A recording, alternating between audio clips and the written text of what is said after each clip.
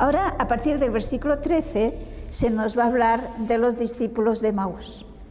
Un texto que todos conocemos, ¿no? Vamos a leer los versículos del 13 al 27.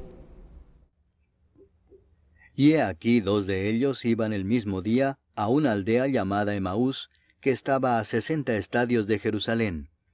E iban hablando entre sí de todas aquellas cosas que habían acontecido. Sucedió que mientras hablaban y discutían entre sí, Jesús mismo se acercó y caminaba con ellos.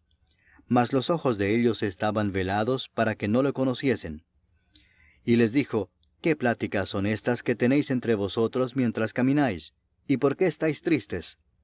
Respondiendo uno de ellos, que se llamaba Cleofas, le dijo: ¿Eres tú el único forastero en Jerusalén que no has sabido las cosas que en ella han acontecido en estos días? Vamos a quedarnos aquí. Hemos terminado en el 18 y continuaremos. O sea, fijémonos que nos dice que aquel mismo día, es decir, estamos en el domingo, el domingo de resurrección, el primer día de la semana es el domingo, el último día de la semana es el sábado.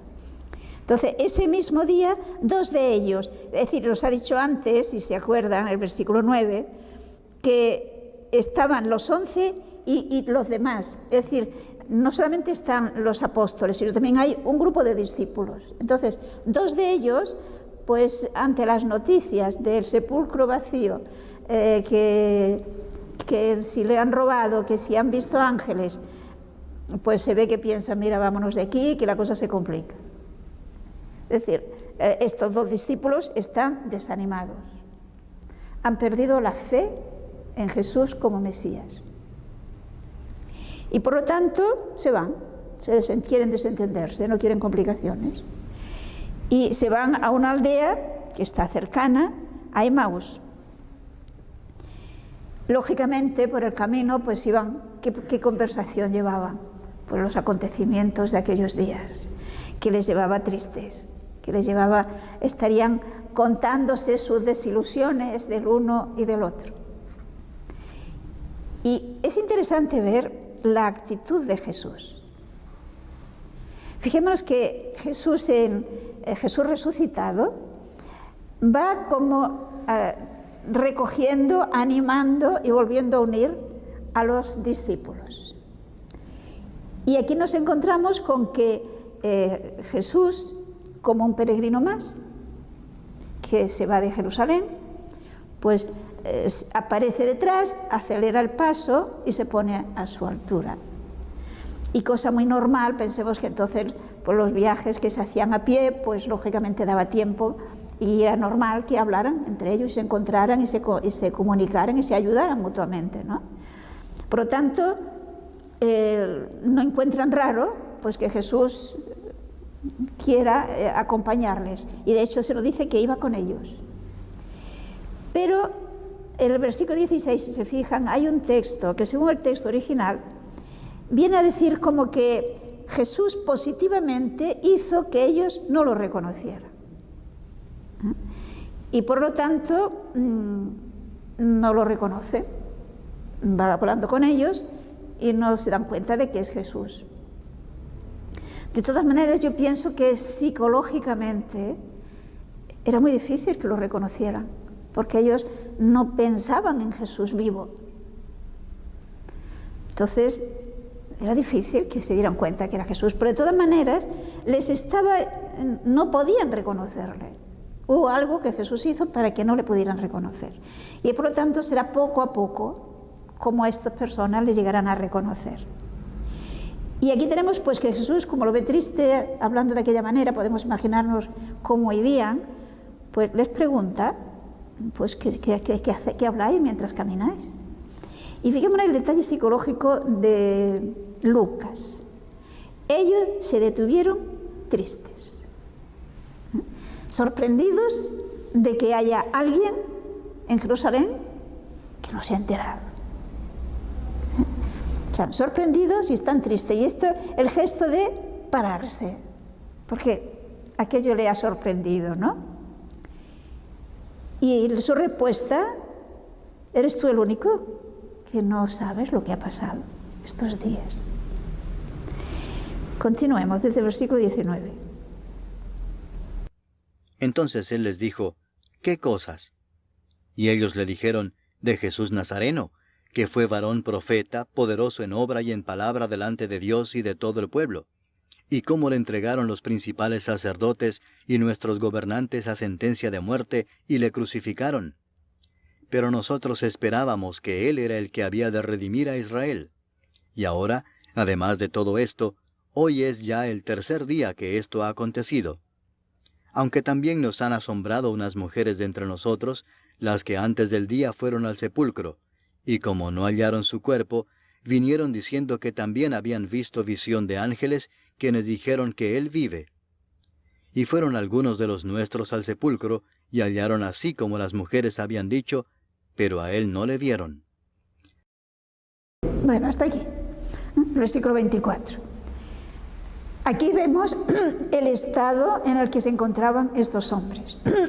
Nosotros pensábamos que él sería el libertador de Israel.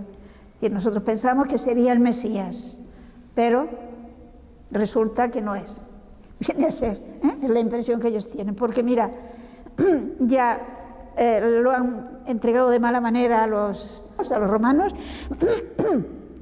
le han condenado a muerte, le han crucificado, y han sido nuestros príncipes los que lo han hecho, los que lo han entregado, y ya han pasado 3 días, y sí es verdad que dijo que iba a resucitar, pero ya han pasado 3 días. Pensemos que acaban, de hecho, 3 días a la manera de contar ellos, porque había pasado 1 día y poco más. Y todavía se ve que ellos han alcanzado a conocer el mensaje de Magdalena y el mensaje de las mujeres, que le han dicho que han visto ángeles, que le dicen que vive, pero a él no lo encontraron, y que habían ido también del grupo, o sea, había ido Pedro y Juan, por lo tanto, fueron al monumento y lo hallaron tal como dicen las mujeres, pero a él no le han visto. Fijémonos, ¿no sería lógico nosotros que ahora miramos razonable decir, hombre, pues para ti que a lo mejor sí, ¿no? A lo mejor es verdad. Pero psicológicamente están tan hundidos, no se han realizado las cosas como ellos esperaban que tendrían que pasar, y por lo tanto ya, diríamos, como vulgarmente se dice, han tirado la toalla. Y se van. No quieren saber nada más ni complicarse.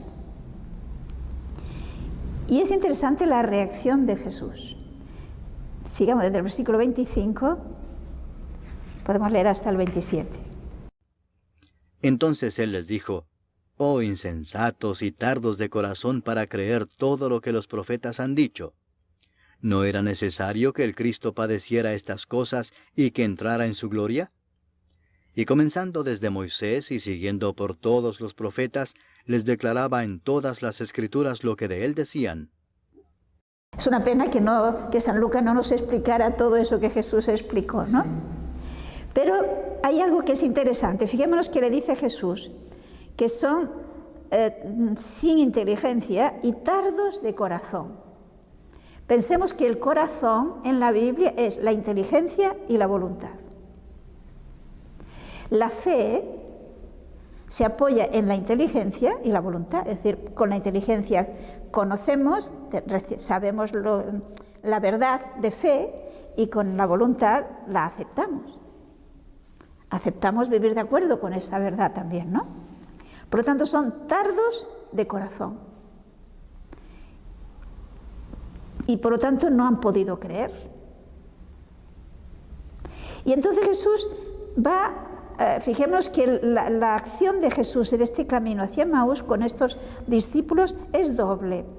Por una parte, les va a instruir su inteligencia, les va a explicar los textos que ya en el Antiguo Testamento anunciaban la pasión, muerte y resurrección de Jesús. Pero al mismo tiempo también les va calentando el corazón. Recuerden lo que después leeremos en el versículo 32. Y se decían el uno al otro, ¿no ardía nuestro corazón en nosotros mientras nos hablaba en el camino y cuando nos abría las Escrituras? Con su presencia, con su palabra, con su actitud, les iba calentando el corazón, digámoslo así. Y por lo tanto les está ayudando a que den finalmente el acto de fe. Diríamos que algo así es lo que tenemos que hacer nosotros si queremos acercar a Dios a alguien. Instruir, pero también calentar el corazón. Y el corazón se calienta con la cercanía, con el amor, con el interés por la persona. Con el enfrentamiento, con el distanciamiento, difícilmente podremos conseguir nada. Desde versículo 28 al 32. Llegaron a la aldea a donde iban, y él hizo como que iba más lejos. Mas ellos le obligaron a quedarse, diciendo: «Quédate con nosotros, porque se hace tarde, y el día ya ha declinado». Entró pues a quedarse con ellos. Y aconteció que, estando sentado con ellos a la mesa, tomó el pan y lo bendijo, lo partió y les dio. Entonces les fueron abiertos los ojos y le reconocieron, mas él se desapareció de su vista. Y se decían el uno al otro: ¿no ardía nuestro corazón en nosotros mientras nos hablaba en el camino y cuando nos abría las Escrituras? Aquí es interesante este detalle. Fijemos que hay tantos detalles que revela que quien informó a Lucas de este hecho serían algunos de estos dos discípulos. Porque son muchos detalles. Nos dice que cuando ya se acercaban, Jesús hace como que sigue. Es decir, Jesús no se impone. De alguna manera quiere que sean ellos los que le inviten. Jesús respeta la libertad. Y ellos, pues, le insisten. ¿Qué pretexto tienen? Pues que ya se hace tarde y entonces puede ser peligroso por la noche caminar. De hecho, a ellos no será tarde y regresan rápido aquella misma tarde luego a Jerusalén, ¿no? Pero bueno, esta es la oportunidad, el pretexto que tienen para de alguna manera forzarle a que se quede con ellos. Como era muy habitual en Oriente, pensemos en el sentido de la hospitalidad, por lo tanto lo acogen en casa. Y como que es el invitado, pues es el que preside la mesa. Y entonces, siendo así que hasta ese momento no tenían capacidad de darse cuenta que era Jesús, ahora, en el momento que Jesús, seguramente porque hizo las cosas de la manera como habitualmente lo había hecho siempre, pues es entonces cuando a ellos, dice el texto, se le abrieron los ojos y le reconocieron. Pero entonces Jesús desapareció. Fijémonos que en la fe es esto lo que se da, se abren los ojos. Y si no hay esa luz, no lo vemos. Y entonces le reconocemos aunque no esté, aunque no lo veamos, pero lo reconocemos, creemos. Hay quienes piensan, algunos santos padres han pensado que quizás Jesús lo que hizo fue la Eucaristía. Pero porque la manera como lo describe, pues parece que haya una alusión a la Eucaristía. De hecho, saben que los primeros cristianos la Eucaristía le llamaban la fracción del pan. Pero, sin embargo, no parece que realmente se tratara de la Eucaristía, por varias razones. Fijémonos que se trata de dos discípulos, no son los apóstoles. Por lo tanto, estos discípulos no habían podido conocer la institución de la Eucaristía todavía, porque ellos no estaban presentes cuando se instituyó la Eucaristía. Pero sin duda alguna, si es que no se celebró la Eucaristía, sí que San Lucas tiene interés en que veamos los efectos de la Eucaristía, que es ese contacto con Jesús, ese encuentro con Él, y que debe ayudarnos a conocerle cada vez más y a entregarnos cada vez más a Él. Porque fijémonos que la reacción de estos hombres es que se les abren sus mentes y entonces saben identificar por qué les daba tanta alegría el contacto con Jesús, por qué ardía su corazón. Es decir, caen en la cuenta de una serie de cosas que antes no las veían. Y por lo tanto, ante este descubrimiento, ante esa realidad de la presencia de Jesús, no se pueden quedar ya allí quietos. Es lo que diríamos la alegría de la fe. Y la alegría de la fe te pone, cuando estamos alegres, necesitamos comunicarlo. Nos impulsa a actuar. Pues ellos, lo mismo, en ese momento que podemos fijarnos el cambio psicológico. Van de Jerusalén a Emaús, tristes, desanimados, digamos, ya dispuestos a cortar con eso, con eso que se había ilusionado, y ahora recuperan la ilusión, recuperan la esperanza, recuperan la alegría, recuperan la fe en Jesús, y por lo tanto cambian y vuelven rápidos a Jerusalén. Pero esto ya lo vamos a dejar para la semana que viene, si Dios quiere. La semana que viene volveremos a Jerusalén con ellos y llegaremos hasta la ascensión, si les parece.